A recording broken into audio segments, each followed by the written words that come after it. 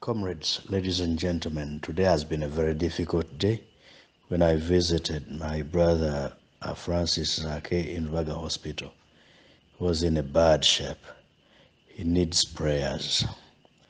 In the same evening, we received a statement from the president where he made so many serious allegations, one of which was the accusation against opposition elements that constituted some groups, violent groups, in the several by-elections that have taken place in the country, ranging from Jinja East, Bujiri, and Arua municipality.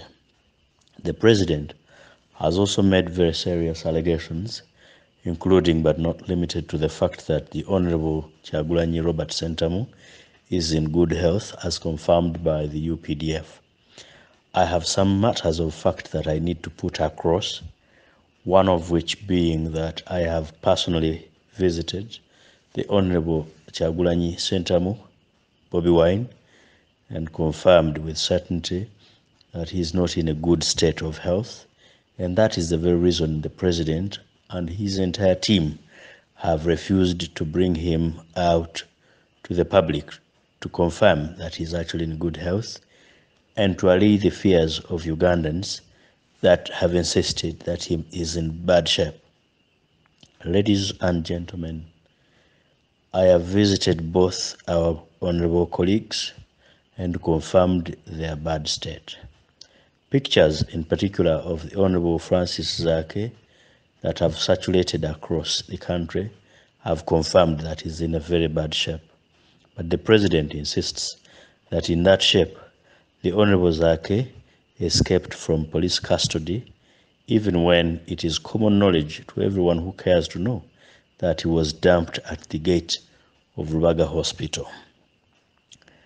I have received several persons from Arua confirming that the Honorable Kyagulanyi Sentamu was actually not at the scene of the fracas. Secondly, that the president was not at the scene of the fracas. Thirdly, everybody knows, it is common knowledge, that the Honorable Kyagulanyi Sentamu's driver was not shot at the scene of the fracas that was in Arua.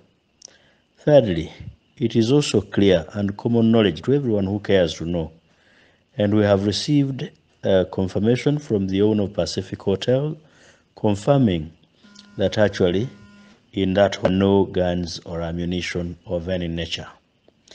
Now, the president, of course, chest thumping, has stated that he has been fighting for himself or defending himself against all manner of attacks, including those with guns, and that with or without the UPDF or the army, he can and has defended himself in the past against attackers and invaders.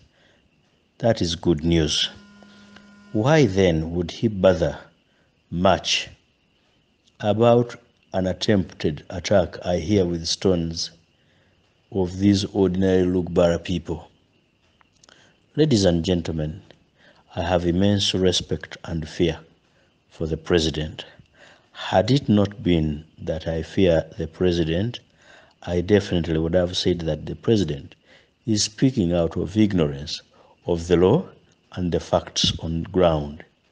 One, there is no situation in any part of the country or the world that can permit torture as an instrument of extracting information.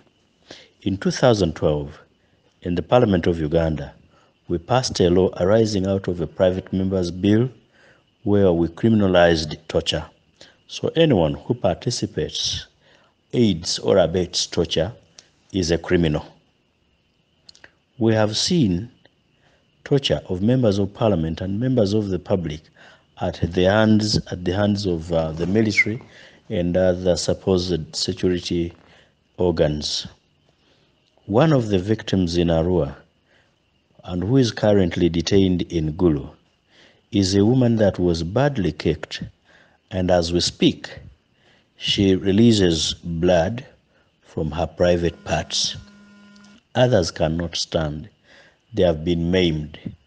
They have been tortured aggressively by the military.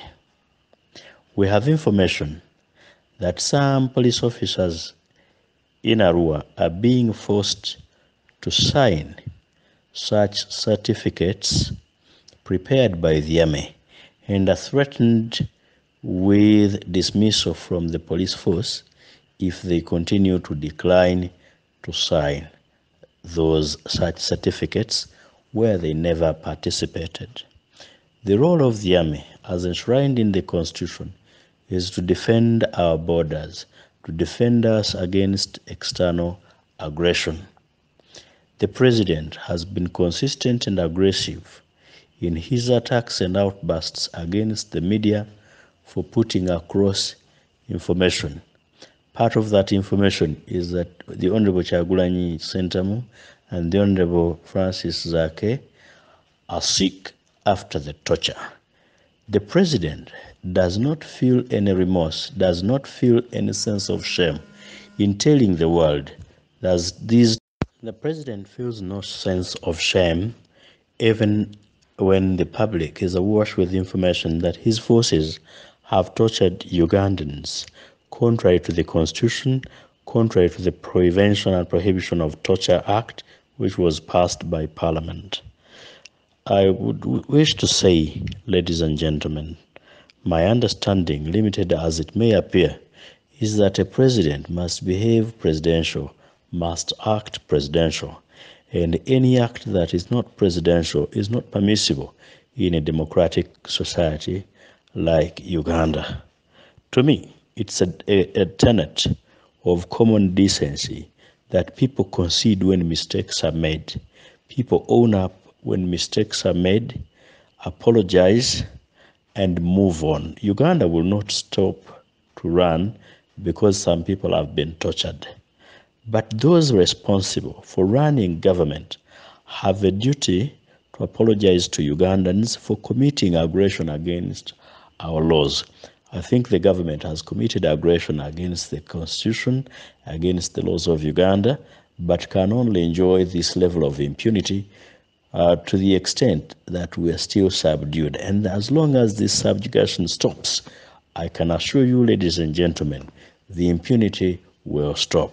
I think we need to do all that is possible within the law to stop the impunity. Now, a person who supports torture is an accomplice. I am glad that my president is insulated by the Constitution, that even when he speaks for torture, he can walk away scot-free.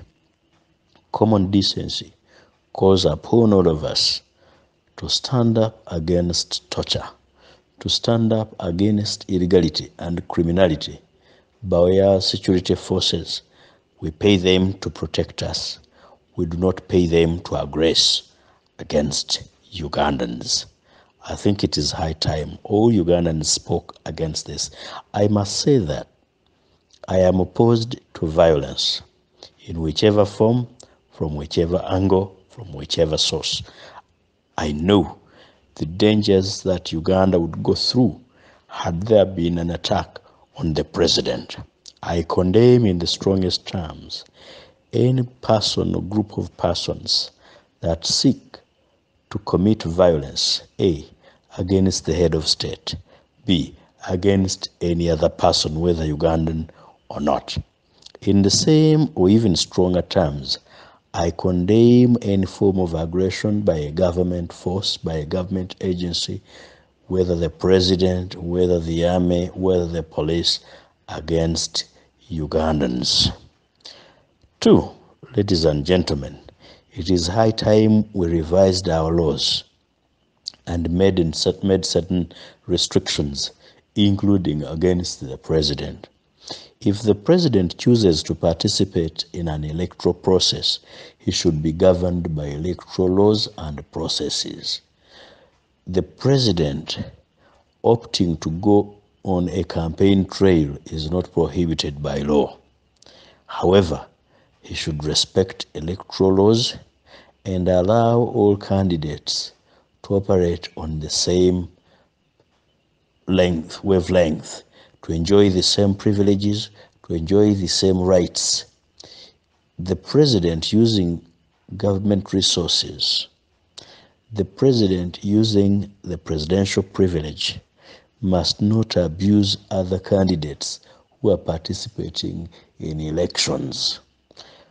This would have been different if we did not have a limitless president, a president who has no term limits, who has no age limit, who enjoys all the benefits of the state, participating in a small election or even a bigger election, using the privileges of the state, including the army and all forces of repression as we have seen them, using the state resources, is simply not acceptable. And we are bound to see more of these cases with people clashing with security forces because the president appears in a dual capacity, first as a campaigner and then jumping into the other curtain of the presidency.